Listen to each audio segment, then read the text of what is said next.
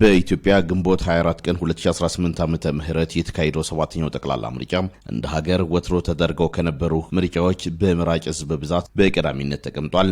በዚህ ምርጫ ከ54 ሚሊዮን በላይ ህዝብ ድምጹን በመስጠት ህገ መንግስታዊ መብቱንም በአግባቡ ተጠቅሟል። ኢትዮጵያ እየመረጠች ነው በሚል መሪ ሐሳብም ሁነቱን በተለያዩ የሀገር ውስጥና ዓለም አቀፍ መገናኛ ብዙሃን ሰፊ ሽፋን የተሰጠውና ሂደቱም ሰላማዊ ሆኖ መጠናቀቁን የምርጫ ሂደቱን በታዛቢነት ሲከታተሉ የነበሩ የሀገር ውስጥና የዓለም አቀፍ ታዛቢዎች ምስክርነታቸውን የሰጡበትን ስኬታማ ምርጫ ኢትዮጵያ አካሂዳለች።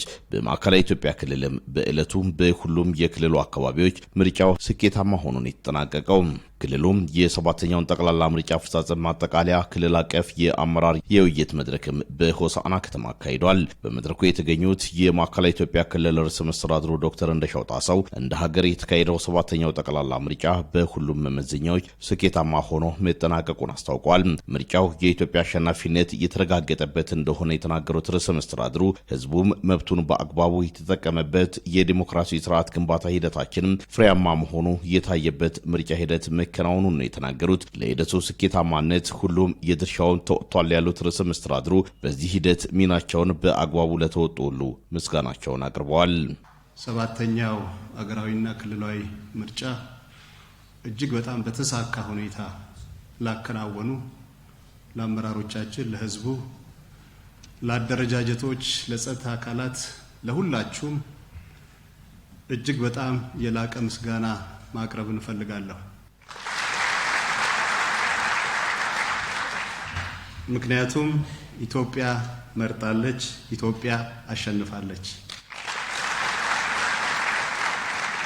በቀጣይ በድህረ ምርጫ ወቅት ለሚሰሩ ስራዎች ትኩረት መስጠት እንደሚያሻም ርዕሰ መስተዳድሩ ዶክተር እንደሻው ጣሰው አስገንዝበዋል። በክልሉ በሁሉም ዘርፍ ተደማሪ ድሎችን ለማስመዝገብ ፈጥኖ ወደ ተግባር መግባት አስፈላጊ እንደሆነ ጠቅሰው በክልሉ ይህ ገቢራዊ መሆኑንም አስረድተዋል። የቤተሰብ ብልጽግናን ለማረጋገጥ ልዩ ልዩ አቅሞችን በማስተባበር እንደ ሀገር ብሎም የክልሉን ልማት ቀጣይነት ለማረጋገጥ መረባረብ ያሻልም ብለዋል።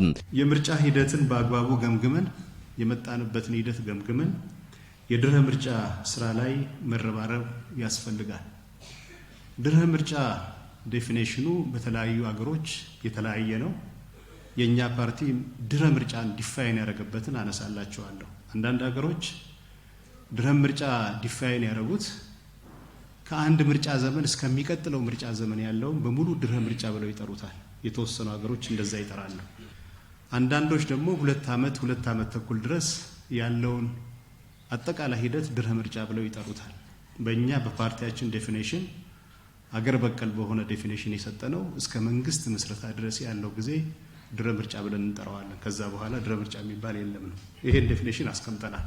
በቀጣይ ፈጥኖ ወደ መደበኛ ስራ መግባት፣ መደበኛ ስራን ኮኔክት ማድረግ፣ በሁሉም ስራዎቻችን ተደማሪ ድሎችን ለማስመዝገብ፣ የተጀመረውን የቤተሰብ ብልጽግና ለማረጋገጥ፣ ህዝቡንና ልዩ ልዩ አቅሞችን በማስተባበር ለመስራትና በጋራ ትርክት ማዕቀፍ ውስጥ የክልላችንና የሀገራችንን ግንባታ ለማፋጠን ቃል የምንገባበትና ቃላችንን የምናድስበት መድረክ ይሆናል። የህዝቡን መሰረታዊ ፍላጎቶች ለማሟላት አመራሩ ያለ እረፍት መስራት እንዳለበት ያሳሰቡት ዶክተር እንደሻው በስራ ሂደት የሚያጋጥሙ ፈተናዎችንም በጽናት ማለፍ ያሻል ብለዋል። ሰባተኛውን ጠቅላላ ምርጫ ለማካሄድ ጥቂት ቀናት ሲቀሩትና ከምርጫው በኋላ የሀገር ሉዓላዊነትን ለመዳፈር ጥረት ያደረጉ ኃይሎች እንደነበሩ ያስታወሱት ርዕሰ መስተዳድሩ ነገር ግን የእነኛ አካላትን እኩይ ዓላማ ኢትዮጵያ በድል አድራጊነት አሸንፋለችም ብለዋል። በቀጣይነትም ከፈተናዎች በላይ የሆነች ኢትዮጵያን እውን እያደረግን እንሄዳለን። ለዚህ ደግሞ ህብረተሰቡ የተለመደው ትብብሩን ማጠናከር አለበትም ብለዋል። የምርጫ ውጤት ላይ ልዩ ልዩ ፍላጎት ካለ መከላከል ነው። የውስጣችን ፍላጎት ሳይሆን የውጭ ፍላጎት ነው። ምርጫ ለማከናወን ጥቂት ቀኖች ሲቀረን የኢትዮጵያን ሉዓላዊነት ለመድፈር የሞከሩ የተደራጁ አካላት ነበሩ። እነዚህ አካላት የሚመለከታቸው የጸጥታ አካል አስታክሷቸዋል። ምርጫም ከጨረስን በኋላ በተመሳሳይ ሁኔታ ኢትዮጵያ ውስጥ ሰላም የለም እና በተደራጀ መንገድ ለመረበሽ ህብረተሰቡን ለማነሳሳት ሞክረው ነበረ። ማንኛውም ህብረተሰብ አልተቀበለም። ይሄን ለማድረግ የሚሞክሩ አካላት ካሉ በየአካባቢው መከላከል ነው።